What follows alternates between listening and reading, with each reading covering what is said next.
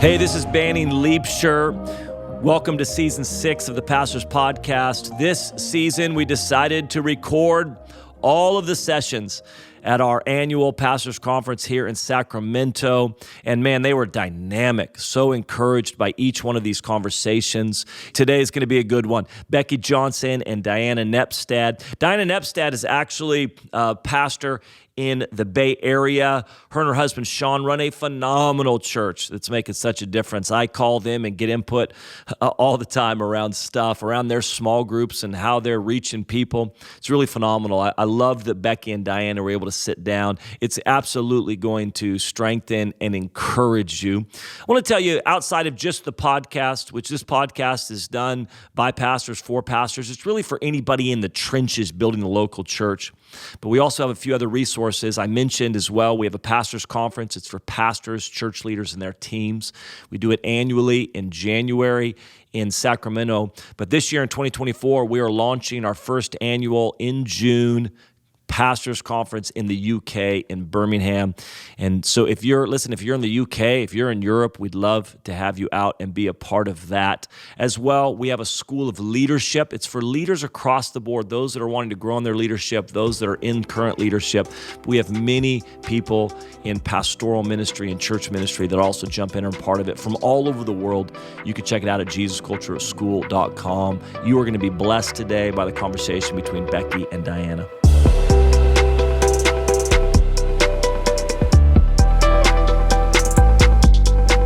All right, guys, we're here, Pastors Podcast Season 6, and I am here with Pastor Dianna Nepstad. I am so excited for the conversation we're about to have. And let me just tell you, you are in for a treat because she just did her session here at the Pastors Conference, and it was fire. I'm pretty sure, Pastor, the mic was on fire when you handed it back to Banning. I mean, this woman came with a word that was just rooted in spirit and in truth. There was a prophetic edge. There was the truth of the word, all in this little mini session that you packed so much content in. I was blown away and ministered to, and now we get to have this conversation. So thank you so much for being here with us. Well, thank you. Thank you for having me. Yes. I appreciate you and your ministry. Oh, it's going to be so much fun. Okay, so just quickly for all of our pastors listening, this is a pastor's podcast, and we really do. The goal is it's pretty niche. We want to come alongside pastors and those who are, we say, in the trenches building local church. Yeah. This podcast is for them. Yeah. So we can talk specific church leadership challenges. We can talk specific ministry topics because this really is tailored for those that are in ministry in a local church. So absolutely. So tell us, just for the listeners, who you are and tell us a little bit about what you guys are doing. Yeah, well, my name is Dianna, and I grew up in the northern Bay Area all my life. I lived in a city called Pittsburgh. I was born in Martinez, raised in that atmosphere, just, running and gunning, a little kid in a very multicultural atmosphere. By the age of 23, I was already 5 years into university at CSU Stanislaus. And from there, that's when I encountered the Lord. Wow. And when I came home, I went to this other church plant, gave my life to Jesus, and I felt like this pull, this tug of your home. And so I left my little black book of connections, my career, everything that I knew at that time. There wasn't social media. It's just either yes or no. Either close the door to the past behind you and then just keep moving on. Mm-hmm. And so I started as a young woman building my life from the bottom up. Mm-hmm. You wouldn't believe it, but I was employed at a 24-hour fitness type of facility, and that went belly up on them. Oh. Went and showed up, and I was like, where's my boss? Where's everybody? And they went bankrupt and left. Oh, and my so gosh. I applied for a church job, started as a receptionist, met my husband, and 2 years later, we were married, and we're youth pastors. And then by the age of 28, I had 4 children under the age of 2. 3 in a triple stroller, 1 on a leash. It's for survival. Oh, my gosh. Wait, hold on. Say that again. You had 4 children. Under the age of 2. Under the age of 2, and you're 28 years old. Yes. Oh, Jesus. And planting a church. And so they were babies, now toddlers, building a local church. In 2002, we planted fellowship in Antioch, California, served under another man's vision for 4 years, but then ventured off. And now we've been pastoring for 21 years now, being senior leaders. In the same city at the church that you started, Fellowship Church in Antioch. Yeah. Guys, if you need to look up Fellowship Church in Antioch, what they're doing is profound. You and your husband lead an incredible church. Social media, Instagram websites, it only tells a piece, but I have seen the fruit of what you guys are building. Oh, thank you. I've known people personally who have been impacted by your content, by your resources, by the conferences you put on, and have had the privilege of spending time with one of your daughters who is just speaks, your life speaks for itself. So guys, you need to look up Fellowship Church, and you'll understand why we're telling you that at the end of this conversation. Yes. So you guys just had a big anniversary. Yes, 21 years. Wow. And it's, for every person who knows how to build a church from the ground up, it just takes time. And time, it creates momentum. And those ebb and flows of momentum, it builds community. And once people know, they're here to stay, then the name of Jesus is established and the work is established. And people know, that's a lighthouse. That's a beacon for me in our region. I love that so much. So, Dianna, you and your husband have 4 daughters. Yes. You said you're a grandma now. Yes. Hard to believe. Oh, no. 50 and going strong. Oh, you look amazing. And so this is unique. All 4 of your girls are on staff with you. Yes. Some with their husbands, some that, aren't married, but they're all on staff. They're all in various roles. Yes. I want to talk a little bit about that. But before we talk about that and the question there, I will just say I didn't grow up in church either, not a PK. Right. But I didn't, when I came to the Lord late in teens, early 20s, I didn't see a lot of men and women leading the church together. Lots of men and women at home. Right. And then, but I didn't see a lot of family. And what I feel like we're seeing now in the last, I'd say decade is family leading church, family building church, having kids at the prayer meeting, having the wife a part of, leading alongside her husband. And I think you and Sean have really pioneered something because I'm looking back going, before Instagram, before any of they were doing it. And here they are with a 21-year legacy so far.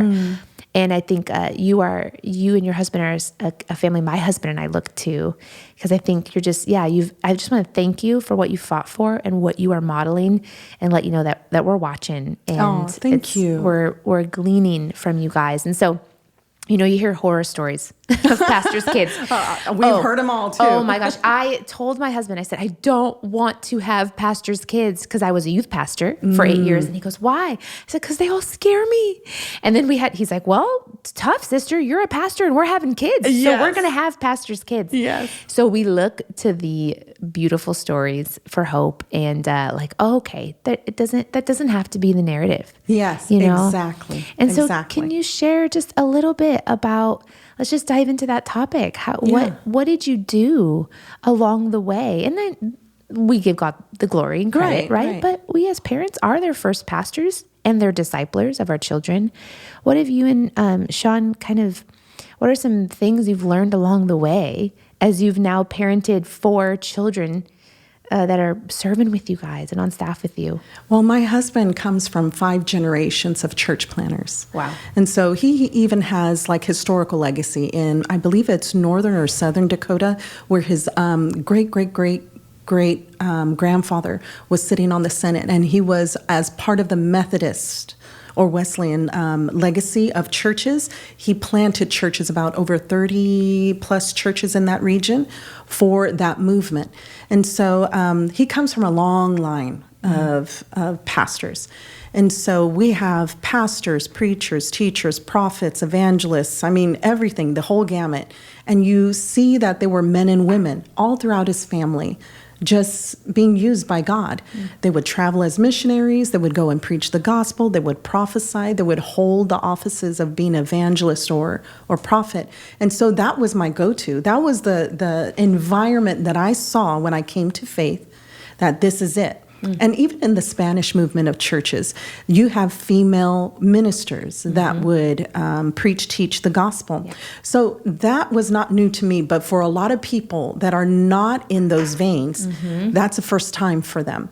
And plus bad teaching, it puts a lid on people's mentality of what women can do. Yeah. So for us, we just resolved to know that, okay, you're saved, I'm saved. We love each other. We want to do something for God. We're not out there to make a name for ourselves. We just wanted to do something for God. So long story short, when we started growing as a family, we never went in with thinking, well, I had a bad example or a bad experience with pastors' kids. That was never our mentality. We just knew we want our kids to love God and love his house. And once you have that, and they see the authenticity of who you are, that you as a minister or you as a pastor have a genuine faith in Jesus, and you're so careful to communicate life-giving ways about his bride, then your children will adopt that. Who they are, if I can say this, you deposit who they are. They get a sense of who their identity is, the wholeness of who they are, the pains that they have, how they process pain, how they live life. That comes from the parents. Their identity is so strong being given by the parents. So as the girls grew, we just fostered it. We saw one that just naturally had a gift for percussion, rhythm. Wow. And so Mariah started doing the drums like, I would say 11, 10 years old. So we just let her do it. And she grew in her gift. And now she put out the first album for Fellowship Church. For my daughter, Alexandra, she just loved serving the house of God. So they all folded bulletins. They were there with older members of the church. And the older members, they just brought the kids along, folding bulletins, passing out things, hosting elements of an event. And she grew in her gift as a youth, leader, youth pastor. So all of that to say is I think for the parents, you have to focus on what do you value, how you're going to hold the line, how you're going to make those deposits, because deposits is not just once in a year or once in a century.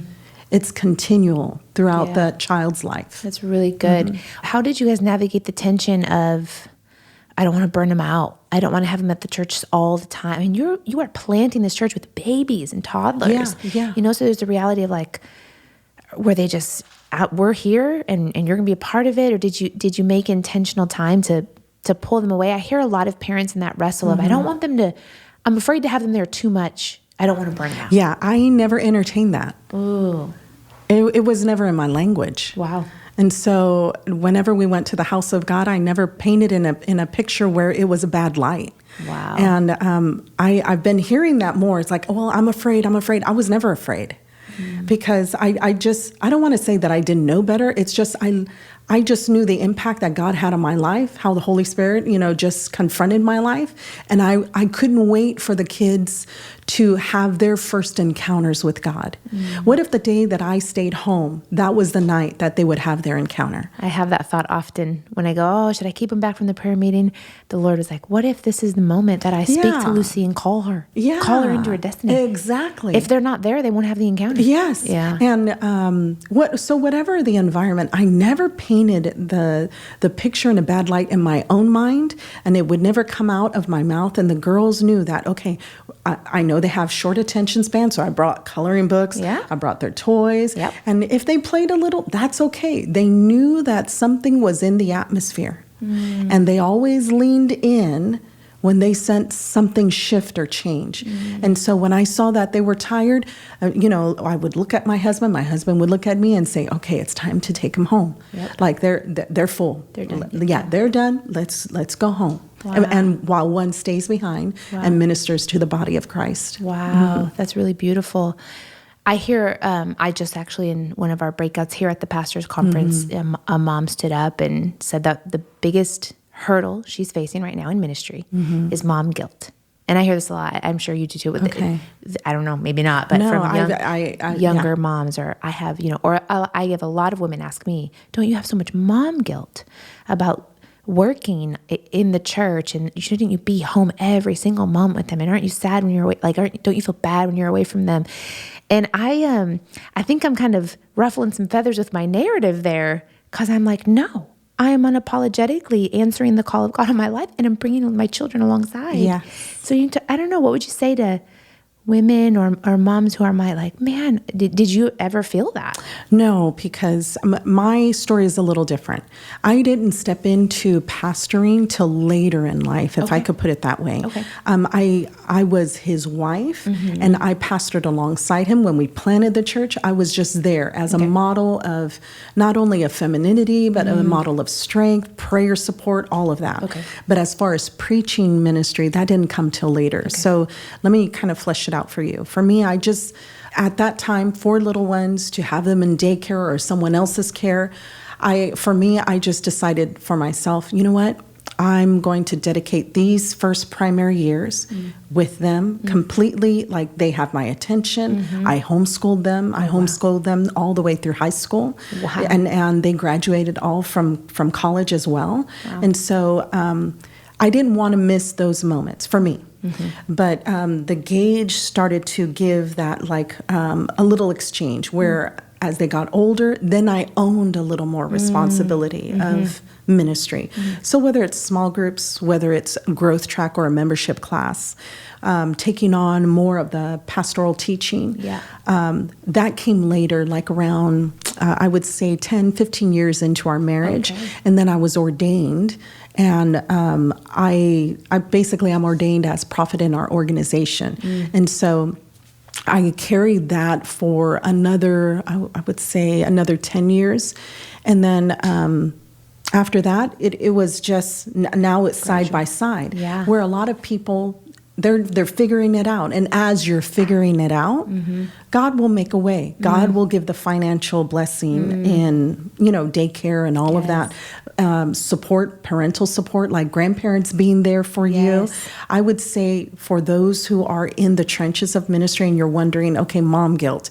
Well, if I could kind of deflate that, hovering mentality, it's like this constant looming gloom of a mentality. Yes. It's just know what you're called to, say yes to it. God will give you the support, and just keep going through the door, and God will enlarge your steps. Not everything will be given to you at first glance, but some things will come with time. Yes. So if you allow time, the Lord will do it for you. That's really good. What I'm hearing you, is a good challenge for me, is you are paying attention to the season. Yeah. And you're okay with it changing. Oh, and I absolutely. think we get stuck if it's not all right now, it will never be. And what I'm hearing you is like, I grew with my family. We shifted. Yes. So the importance of paying attention to that. What's it time for? What is time to let go of? What's it time to pick up? Yeah. And you got to just stay flexible. You got to stay before the Lord. Yeah, and being sensitive to his leading. What if he said, you know what, just take a few years off. Right. You know what, right now, why don't you just homeschool for a year? Yeah. Just for the benefit of getting close to your child. What if he said, like, you know what, I'm going to give you financial support so you could put them in, private school. Wow. Yeah. Just for a season.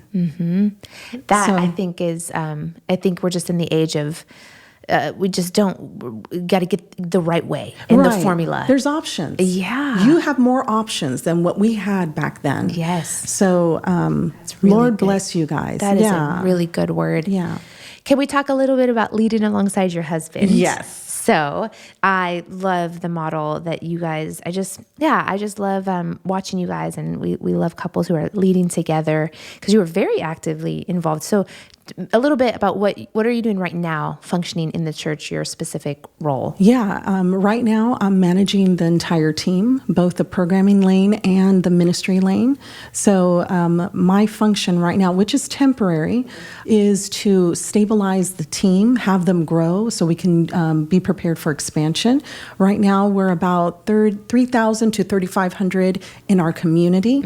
And so we know that God is shifting for us to expand and to plant a campus. Wow. So in order to do that, I have to raise up leaders with a mind of, okay, how deep is the bench as far as leadership, who we're developing, our next, as far as the next of us. Yes. And so as we're doing that, I'm also teaching the women how to lead confidently, pathing other leaders, male leaders, to their next best step. Wow. But it's like mama being in the house and giving. And then you're preaching. Yeah, I'm preaching, pulpit teaching. ministry. Wow. Yes. So what are some of the unique dynamics that you and Pastor Sean have navigated? I'm sure it's not been all 21 years of rainbows and sunshine. No, I think it's more or less as knowing the counterpart. He is a 7'8". He's a Tigger with strong sergeant, captain, general type of edge to him. He's a unicorn. Oh, he's funny, but knows exactly how things should go. Okay. Where I'm a 5, I'm more of an investigator. I'm more thoughtful. I give care and I take my time to explain things, making sure that everything is shifting to a schedule and not shocking anybody as we move forward. So you're different. Yes. And so, what have been some of the ways you guys have found a way to thrive in your balance? Or well, for him, as he's leading, is making sure that I, as a woman, that even though I have some instincts, like there should be a meeting before the meeting. Ooh, tell me about this. Okay, so it's what we agree upon. And then going into the meeting with a greater leadership team to go in with the set preterms of what we agreed upon. That is powerful. And from there, they begin to move because mom and dad, they are different, but they are in agreement with these values. Wow. And so that's what we try to practice and do. We have strong opinions, both of us. He's very much heavy grace. I'm heavy truth, You sound like my husband. Yes. And most combinations of leadership partnerships are like that. And it's okay. If you get into arguments, you're not unholy. You're not out of step with God. It's just you're doing the work of coming into agreement, coming in unity in a common place where you can lead with strength. I think right now, in a world where men are being diminished in our community, to have women, especially myself, preach into men, I'm seeing a whole generation of men rise up because we need those leadership roles that men can only carry. Okay, now you got to preach on this because this is not being said. No one is saying this. Don't get me on my soapbox. No, listen, you got to go into this because you are right. And my husband and we're on guard for this. My husband's like, we are diminishing what it is to be a man. That's right. And women talk about preaching into men. Okay. You go. So, I started to see a trend within the feminist community out in the world. And what they have done is diminished men to such a degree that they can't be men. They're feminizing and emasculating our men. Yeah. And so you see it bleed into home, into corporations, into decision making, into how we do partnerships outside in business spaces and marketplace spaces. And so it began to leak in the church. So most churches, if you look at the dynamics of Dream Team or volunteer staff, you have over 60% of women holding those spaces, married and single. Where the counterpart, as far as men, the percentages are so small. There's something wrong with that. That they're not volunteering. They're not contributing. They're not contributing. Their voice is valuable. We have elevated women so much. We wanted to give space for women, but at the cost of men. Oof. And that began to bother me. So I started to seek out. I did a message about high value men, and I started to speak into their core of who they are. Some of the dynamics that women cannot, they're not fashioned in that way. They are not the template that God made them to be and hold masculine attributes. Separate. Men, yes. Men have unique attributes, and we should validate, magnify, and give space for their voices. We have given space for women's voices, but we've cut off men, and that is not God's design. Ugh. The Lord said God made male and female, and we, in order to prosper as women, we have to hold in high esteem men, or else we cut off our own strength. How are we going to create life? And now, so it's leaking into our military. So right now, our military, the young men are fearful. Wow. They don't want to apply. And so they're staying home. Why? Because they are not being validated in their strengths, in their strategic practices, in the way they perceive the world and their lens. And so imagine your daughters now raising sons. What will that look like? Wow. Then we think of it quite differently now. Yes. Yeah. Wow. We will protect to a degree of our sons, but as our sons grow up, there's a world that's out there to basically decapitate their God-given value of who they are. I'm sorry, I'm getting on this, but no, it is yes. so good. I am for women in ministry, Yeah. but not at the sake of men. I've never heard it put that way. And when you say I've been preaching into the men, you hear the male pastors raise up the men and they're trying, but for it to come from the female lead pastor, to come from the strong women in the church to say, men, we need you. Yes. Rise up. Yes. We don't want to silence you. No. Wow. And they are capable leaders. Yes. They have the voice of God in them. They're the ones that inspire other men to follow after God. But for some reason, women, we've been harmed or abused by the wrong man. And so we put that blanket statement on all men. Yeah. And that does a disservice to us. And it's really, I think it's the enemy's plan to keep a generation fatherless. Exactly. Just keep taking the fathers away. And now in the Yes. church, Yes. I will just transparently, when all of the political stuff around COVID and men and just all started to blow up, my husband goes, it is scary to be a white man. Yes. He was like, I feel like I am looked at as the enemy, and Yes. we cannot echo culture in the church. But you see, in my pastoral upbringing, the builders, the contributors to my call were all men. Wow. There were more men validating my space in ministry than women. Wow. So that's why I hold such a high value, because it was the men that really validated my voice, validated the calling on my life, helped me, encouraged me, and really blessed me in my journey of leadership. Yeah, I think that is something, I don't know if it's rare, but it's not what women are talking about, because I'm the same. When people ask, how did you get to this space? I look back and I've had great spiritual mothers that have come alongside me, but it's been fathers. Yes. It really has. It's been men that have helped me, and not all men are evil. No, and those of us that have either been abused, I haven't been abused, but I think because of God's grace over my mother, who walked a similar experience, really protected me from speaking ill about leaders, pastors, a generation of men that, even though these men were not good, they're abusers, it does not mean all men are that way. Oh, that is so good. That is so good.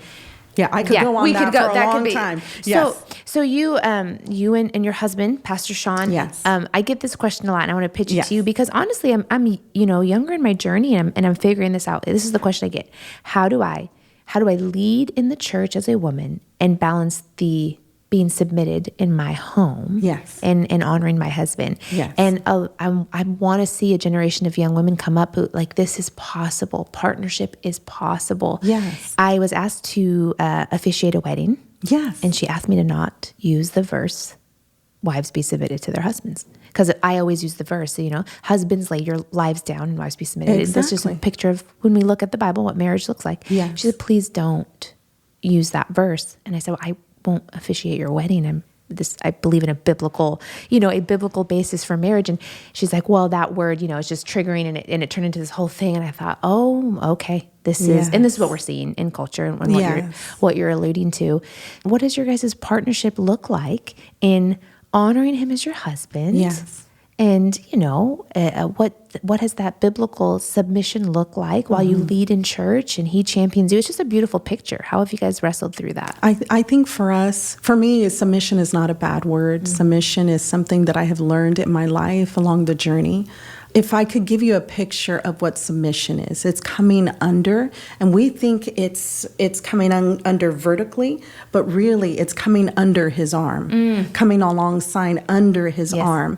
And when it talks about the woman, it personifies her as an attribute of the Holy Spirit, the paraclete, the helper. And so you get this visual of her coming alongside, but coming under his arm. Yes. And you're partners. So for me, when I look at my husband, I highly respect him. Out of all the men in my world that I've interacted with, he, to me, epitomizes integrity, sexual purity, loves his family. He will never do anything to embarrass his children. Our children look at him with the utmost respect, and I never want to damage that. And so when I see him preaching, he's still to this day my favorite preacher. Very skillful. My favorite business leader. Very skillful.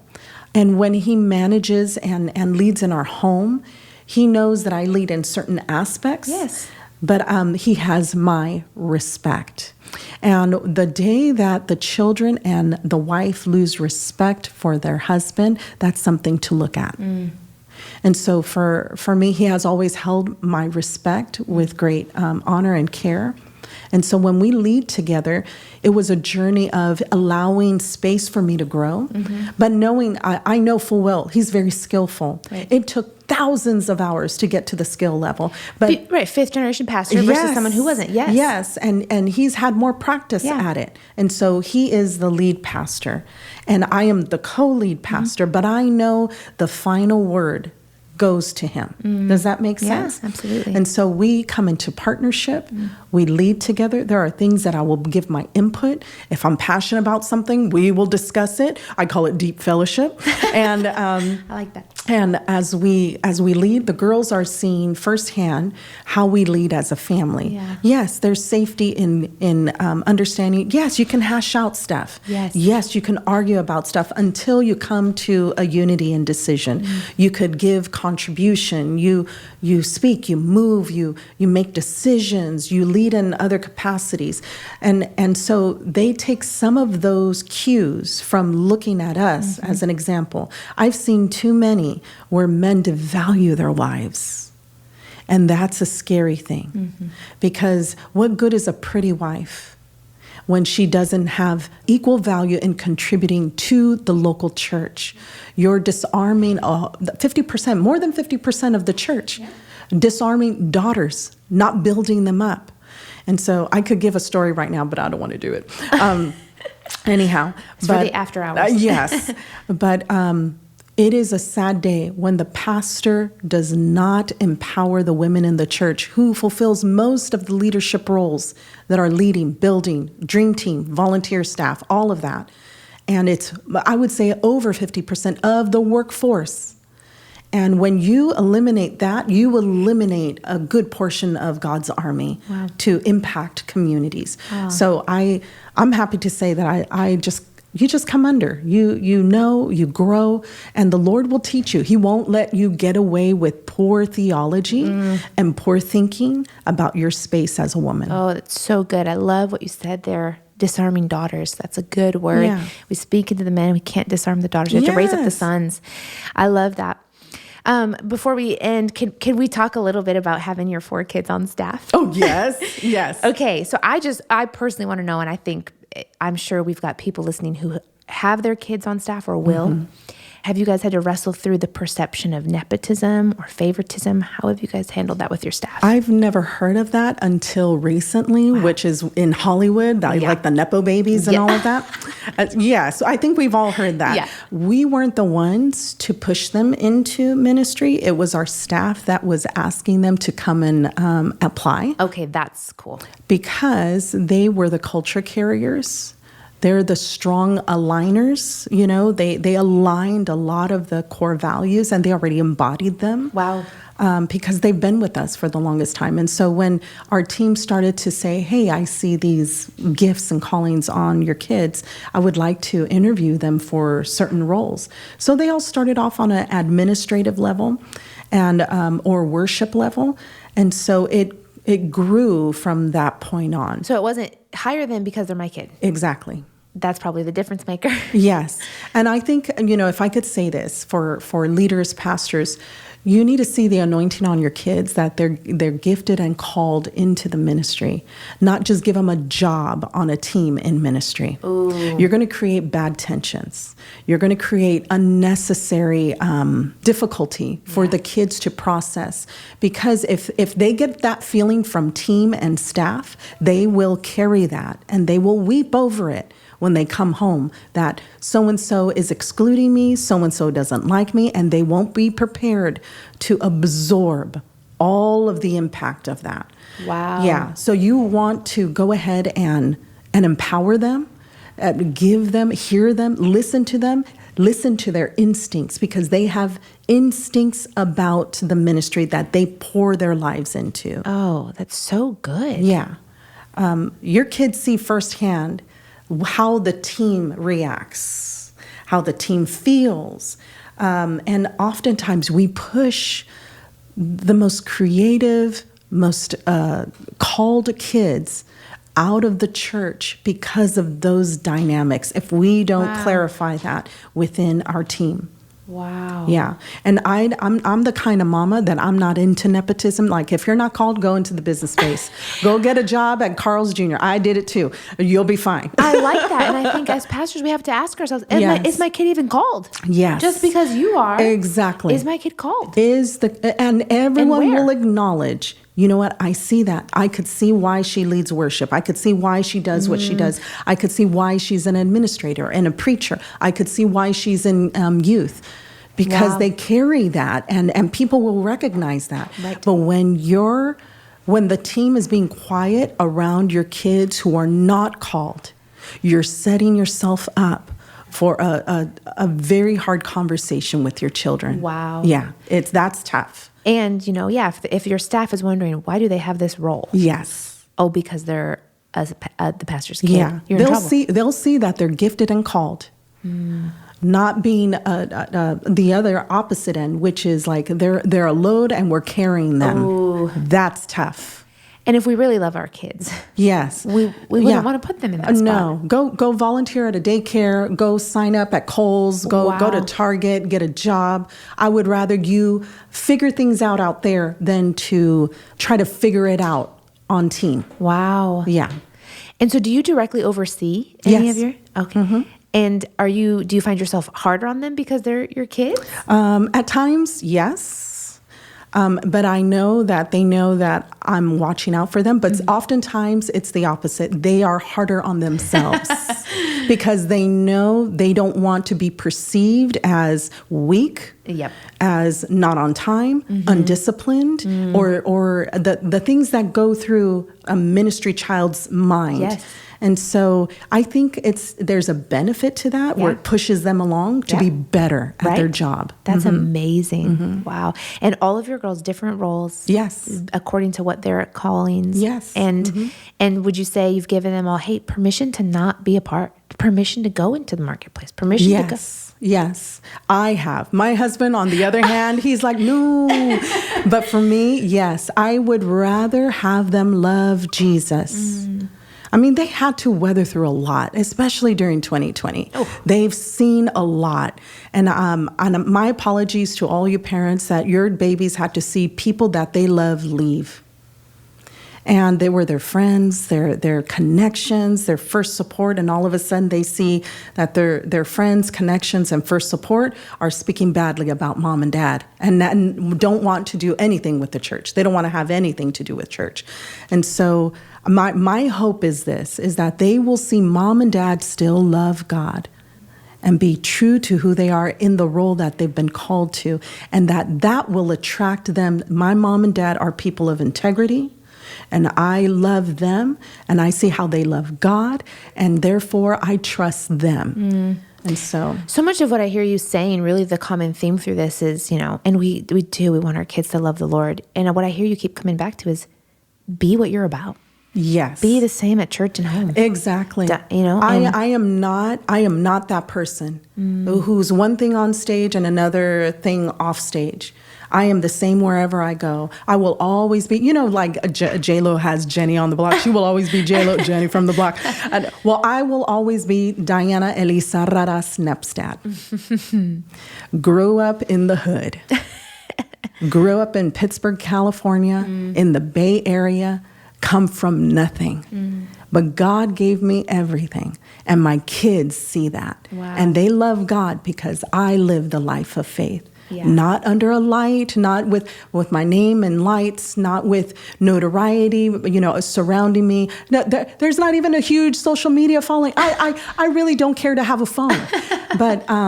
But for me, it's like God first, and it will always be first. And if they see that hunger in me, they will see the life and legacy of faith that they can always fall back on. That is so good. Oh, we could go on a whole nother thing. I think we went through 5 topics. Yes, I know. Altogether. It was so good. As we end, do you have just you're such a, like you said, it makes sense that you said you're an ordained prophet in your movement, because what you brought today was so prophetic.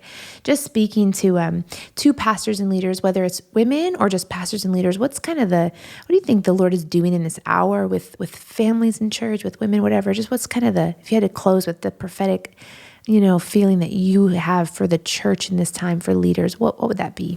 I think we're going to see like a strong purification with the leaders. Ooh. And don't be afraid of it. Don't be afraid of it. And the scripture says the judgment begins at the house of God. And when we think of judgment, we think of, this weighty. I think it's the purifying of God's hand. And when he rests his hand on a person's life and they're called, he won't let them get away with poor theology and poor living. You're his kid. He won't let you go too far. He will rescue you, bring you back for the sake of all the connections that are attached to you, which are your children. And when children lose hope in seeing mom and dad love God or walk away from their marriages, walk away from the house of God, God sees that and is grieved. And he says, I'm gonna bring them in. They need to have my love, but not only that, they need to be better than how they left. I need to touch them. I need to heal them. And so we're going to see like this culture of purification, basically a reformation. Reformation doesn't happen with the congregation. Reformation happens first with the leader. And so it's going to happen first with the leader. You're going to see him and her under the hand of God. And God's hand is not only of mercy, but justice as well. And so we have to take in full account of what that looks like. And I think that's what we're going to see in this 2024 season. Wow, that is so good. Don't be afraid of it. I think that, we want to lean into the purification of God. Yeah, I would rather have his punishment. That's what David said. I would rather have you punish me. I would rather have you judge me than for me to choose between this. No, I'm going to leave it to you. You're more gracious. You're more, yes. It's so true. Yes. Wow. Thank you so much, Pastor Dianna. Oh, thank you. For blessing us. This was such a good conversation, guys. Thank you. She doesn't care about social media, but you should go follow her. No, her and please her husband. don't. Please don't. The Fellowship Church, really incredible. This was such a rich conversation. I appreciate you so much. Thank you.